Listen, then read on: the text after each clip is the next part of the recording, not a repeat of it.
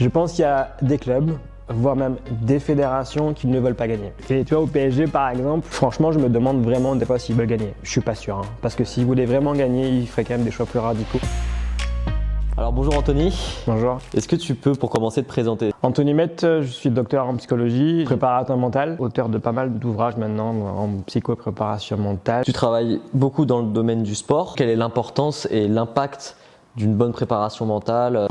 En fait, il est énorme et ce que je comprends pas, même à mon âge avançant, en fait, je ne comprends pas pourquoi dans le sport c'est aussi long à venir. Quand j'ai débuté, je me disais franchement, tu vois, on a plein d'outils, machin, etc. Ce que je fais marche très bien auprès de plein de joueurs de niveau plus ou moins important, plus ou moins élevé. Je me dis, ça va se savoir, etc. J'ai eu pas mal de joueurs pros, ça s'est su aussi, etc. Et donc je me dis, les clubs vont le prendre en main, tu vois. Mais malgré l'impact qu'on a sur les joueurs en termes de performance, donc de business, et quand tu parles de foot, forcément tu parles de business, malgré l'impact qu'on a en termes de récupération, de santé mentale, tout ça, de bien-être, ça ne prend pas.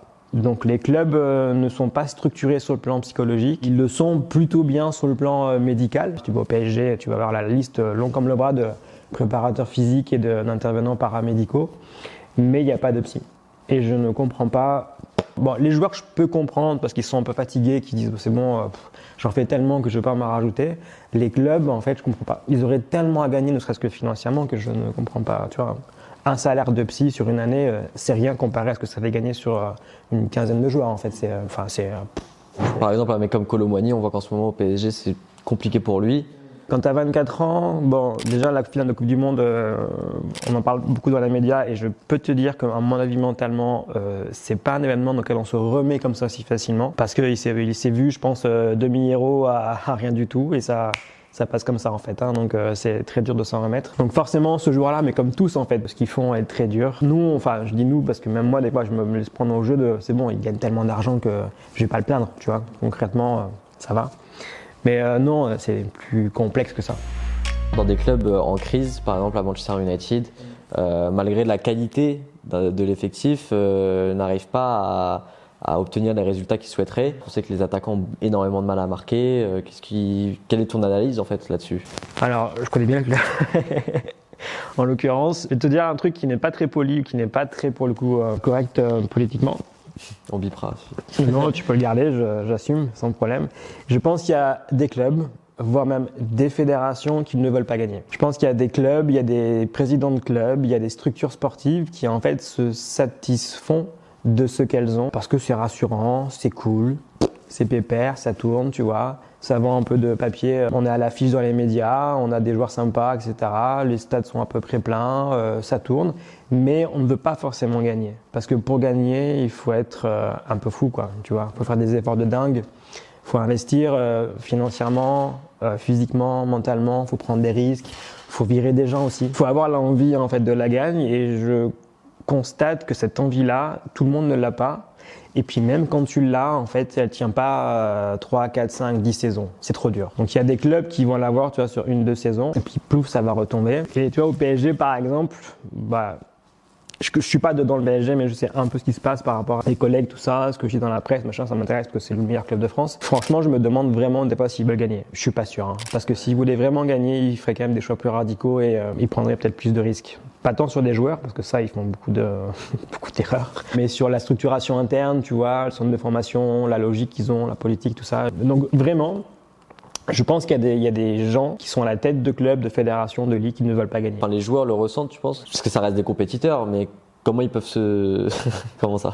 Moyen. Pas tous? Non.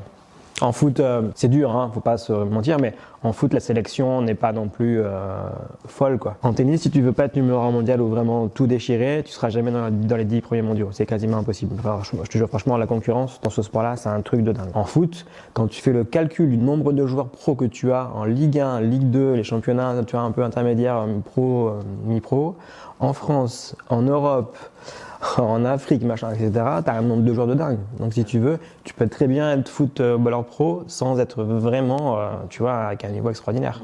Ou être un compétiteur de fou. Juste, t'es bon athlétiquement, t'as un peu, toi, de feeling du jeu.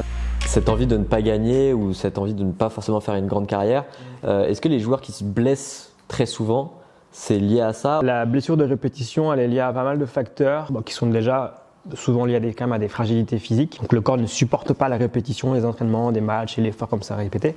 Et il y a aussi des fragilités un peu plus psychologiques. Donc mauvaise gestion du stress, des émotions au sens large, sentiment de décalage par rapport à l'environnement dans lequel tu vis au quotidien, dans lequel tu es en général. Enfin, en comparaison, le burn-out dont on parle en ce moment beaucoup dans les médias, c'est des gens qui ne sont pas bien là où ils sont en fait. Donc t'as un peu ça aussi dans le foot, tu vois. Moi j'ai vu des gamins dans le centre de formation qui étaient très bons, mais qui n'aimaient pas le foot. C'est ouf, hein. Ils subissent presque leur carrière en fait. Ton cerveau sait que t'aimes pas ce que tu fais et que t'es pas forcément super heureux. Je sais pas si tu les croises au quotidien, mais quand tu vis un peu avec des joueurs pro foot rugby, c'est pas génial, hein. Ouais. Bah non, vraiment, parce que tu te fais chier. Non, vraiment. Entraînement, tout. Des fois, t'as des clubs avec des managers où rien ne change. Donc en fait, l'entraînement est le même quasiment tous les jours, ou du moins chaque semaine. Au bout de 3 mois, tu deviens chèvre. Tu sais, la répétition en fait. Dans un vestiaire, comment on peut gérer les égos entre les joueurs? Parce qu'on sait que c'est un gros problème aussi dans le foot. C'est difficile déjà, l'ego du staff, déjà il faut s'en occuper. L'ego du président, alors là. Et l'ego des joueurs, ouais, c'est là pas compliqué et simple. Des joueurs que j'ai suivis, que je suis encore en fait, de ce qu'ils me racontent. Il y a des managers qui sont pour ça exceptionnels. Style Mourinho, Ancelotti, c'est des mecs qui ont un sens de l'humain, un sens du management inné mais aussi très très travaillé en fait.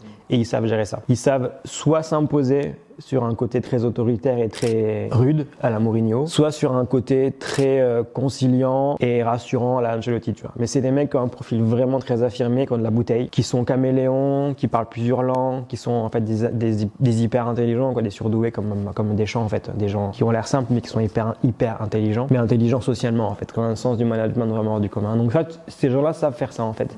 Et en foot, ce que les joueurs apprécient, c'est la qualité et l'expertise. Donc quand le joueur voit en toi que tu es un manager hyper bon, peu importe que tu aies été joueur avant en fait ou pas, juste si tu es un manager qui saura les gérer, qui voit dans tes yeux et ta façon de faire que tu sauras les emmener en haut de l'affiche, ils te suivent. Par contre, si tu es brinque-ballant et que tu fais des conneries entre guillemets, tu vois, faciles, là ça va être difficile. Qu'est-ce qu'ils font de différent, Mourinho et Ancelotti? Mourinho, il rentre dans une équipe, déjà il observe quelques semaines, voire quelques mois, et après il vire. Dans le staff, dans le système même du club, et voire dans l'équipe. Il va en prendre un qui va être un peu sa tête de turc, qui est un peu souvent la grande gueule, tu vois, un peu le beau gosse de l'équipe, tu vois. Il le prend en partie et puis il lui montre son autorité de façon très animale en fait. Donc lui, il a un rapport qui est vraiment, tu vois, animal, qui est dans la confrontation quasiment aux joueurs, tout en étant très dans l'affect. Ancelotti, il est beaucoup plus conciliant, il va écouter les joueurs. Et il dit, je suis pas leur papa, je suis pas leur grand frère, mais je suis un peu tout ça à la fois en fait. Je suis dans un rôle comme ça d'écouter, de supporter. Par contre, quand j'ai tranché, j'ai tranché. Voilà. Il n'y a pas de négo possible. Et il a aussi une façon de faire qui est plus démocrate, dans le sens de quand même laisser aussi beaucoup les joueurs gérer. Tu vois, j'ai vu ça en rugby là, chez moi là, à Bordeaux par exemple. On avait avant un manager qui était hyper autoritaire. Pourquoi pas?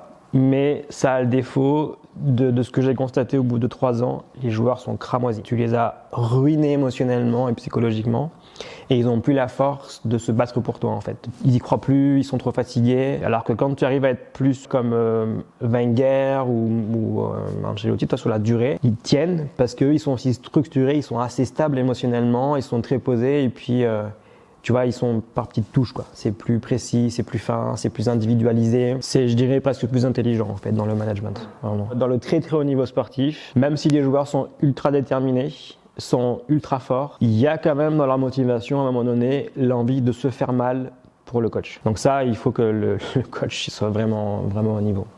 Et j'ai pas vu ça souvent. Franchement, j'ai pas croisé beaucoup de coachs hyper compétents. Ils sont tellement là, en fait, c'est par copinage et par lien, par réseau, que la compétence, elle est secondaire, en fait, dans leur choix et enfin, dans leur positionnement. Et ouais, c'est fou. Bon, franchement. On va revenir un peu plus tôt dans les carrières de footballeurs. En ce moment, il y a un gros boom ce qu'on appelle les projets Mbappé. On voit qu'il y a énormément même d'éducateurs qui se font harceler par des parents. À quel point ils peuvent faire du mal en fait à leurs enfants et même à leur carrière? Écoute, moi j'ai bossé dans des sports où c'était bien pire que ça en fait. Il y en a qui est connu en fait. Par exemple, tu vois, en F1, Verstappen, il se trouve que je l'ai croisé sur les paddocks petits pour différentes raisons. Le papa est vraiment pas sympa. Et il y a des sports comme ça, en sport méca, où les pères souvent sont violents avec les enfants, physiquement en fait, hein, verbalement et physiquement. En foot, il y a beaucoup ça parce que l'argent en fait fait que ça tourne les têtes de tout le monde. Mais de toute façon, dès qu'un sport a un peu il y a peu d'argent en jeu, les parents deviennent présents. Si les entraîneurs, si les clubs, les ligues et les fédérations jouaient leur rôle, tu vois, mettaient en place des règles de comportement à avoir ou pas un match, prenaient des sanctions radicales de virer des parents. Comme ça, il n'y a pas de râlage, de machin, hop, tu vois. Et souvent, je dis aux parents, je dis laissez l'entraîneur gérer, tu vois. Je leur dis, écoute, t'es pas coach, tu vois, t'as pas de BE, t'as pas de je sais pas quoi dans ton sport. T'as juste une idée, mais t'es pas pro, c'est pas ton métier en fait. Donc laisse le mec qui est pro gérer ça en fait. Quels sont les principaux thèmes qu'il faut aborder en psychologie dans le football par exemple? Alors ça a un peu changé parce que quand j'ai commencé déjà il y a une quinzaine d'années, franchement on travaillait essentiellement autour de la recherche de performance avec les sportifs. Et donc on travaillait autour de notions comme la concentration, objectif, motivation, le stress aussi, tout ça. Et là il y a un petit basculement je trouve qui s'opère notamment du fait du témoignage de sportifs pros dans les médias. Beaucoup témoignent de leur santé mentale, plus ou moins stable et vacillante. Et donc, il y a une demande des joueurs, des agents, voire des clubs, voire des fédérations, mais là, c'est encore plus lointain, pour essayer de faire en sorte que les joueurs se sentent mieux et qu'ils aient une santé, on va dire, optimale, une santé mentale optimale ou du moins assez stable dans le temps, ce qui relève de la mission impossible vu les fréquences des matchs qu'ils ont et l'intensité de tout ça autour, c'est quasi impossible. Mais bon, on essaye. Pourquoi c'est quasi impossible pour toi? Parce que en fait, ce que les gens ne voient pas à la télévision ou on va dire de façon globale, c'est que le sport de très haut niveau, c'est intensif à un niveau extrême tout le temps. Donc, je suis des joueurs qui sont en Ligue 1, en championnat étranger, notamment en Angleterre, même qui sont en équipe de France. Les internationaux, ils jouent tout le temps. Toute la saison. Ils ont peut-être une semaine, 15 jours de repos max dans l'année et ils jouent tout le reste du temps. Quand les autres sont en vacances, eux ils partent en équipe de France ou en équipe nationale, ils n'ont jamais de repos. Et si tu veux être bon en foot, il faut jouer tous les matchs quasiment à 100%. Bon, c'est impossible aussi, mais ils essayent en tous les cas. Et donc jouer tous les matchs à 100%, votre corps est épuisé, votre cerveau n'arrive pas à récupérer, vos émotions sont trop up et ont du mal à retrouver une sorte de tranquillité. C'est très difficile, vraiment. Et c'est ça qu'on ne voit pas quand on est vraiment devant la caméra. C'est derrière la caméra plutôt, en tant que spectateur. C'est qu'on ne se rend pas compte que le haut niveau, en fait, c'est dingue. C'est dingue. Et c'est pas que du sport, c'est pas que du physique, c'est aussi beaucoup d'émotions, beaucoup d'intellectuels, donc c'est quasi impossible. On a vu une interview de Thierry Henry récemment qui parlait tout au long de sa carrière, il est passé dans une phase de dépression. Tu me dis qu'il y a des clubs, des grands clubs comme le PSG qui n'ont pas de psy. Pourquoi il y a ce tabou-là autour de la dépression, autour de la santé mentale des joueurs? Il y a au moins deux choses, je pense, qui peuvent expliquer ça. Il y a au moins deux facteurs. Le premier, c'est l'argent. On se dit que, mon gars, quand t'es riche, tu te débrouilles, tu vois, et tu te plains pas, t'avances. Et quand tu es ultra riche, tu te plains encore moins. Et comme les footeux sont ultra riches, tu vois, on veut pas entendre qu'ils se plaignent, on veut pas entendre leur malheur, etc. Ça n'intéresse pas forcément le public. Et je trouve d'ailleurs à raison parce que comme on les met au statut de demi-héros, tu vois, un héros ça pleure pas. Même si ça pleure, ça se remet très vite et ça retrouve la force pour aller de l'avant en fait. C'est ça qu'on veut d'un héros, c'est qu'il soit quand même assez costaud. Il y a des fragilités, il y a des failles, mais on veut qu'il ait la capacité de s'en remettre ou du moins de faire appel à des gens qui lui permettront de très vite s'en remettre. Donc le premier élément pour moi c'est l'argent. Et le deuxième il est inhérent aux sportifs de tous ordres. C'est que pour un sportif, avouer que tu stresses, avouer que tu as mal, avouer que tu as peur, avouer que tu es en difficulté mentale, c'est avouer une part de faiblesse. Et ils aiment pas ça. Donc les sportifs n'aiment pas avouer qu'ils sont faibles. Et ce qui est très marrant, toi, moi je bosse beaucoup dans le rugby et dans le foot. Donc au rugby, c'est des molosses, tu vois. Franchement, j'ai des gars qui font 2m10 de haut, ils font 130 kg, tu vois. Franchement, physiquement, c'est impressionnant. Donc on dirait que, tu vois, les rugbymen seraient peut-être plus costauds et feraient, comment dirais-je, j'aurais plus de crainte, tu vois, à avouer ça, mais pas du tout en fait. Peut-être qu'il y a des sports qui sont culturellement, tu vois, plus craintifs que d'autres.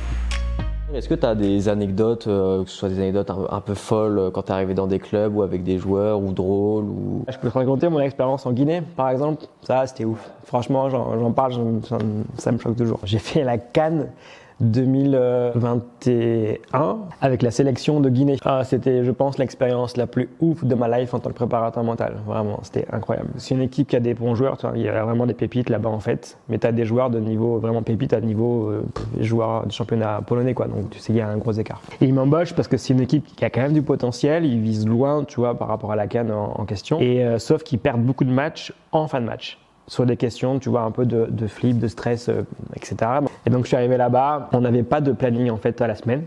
On avait un planning qui arrivait la veille pour le lendemain. Il est arrivé le soir sur nos WhatsApp respectifs, toi, pour le lendemain en fait. Moi j'étais là, bon demain on fait ça, ils font ça, etc. J'ai un trou d'une demi-heure pour voir un joueur d'heure. J'ai une demi-heure pour voir un jour ou deux. Donc en fait tu bricoles et tu comprends qu'avec eux tu peux faire que du bricolage quoi. Ils sont hyper cool, hyper talentueux, ils ont vachement de cœur dans ce qu'ils font, ils sont généreux de ouf.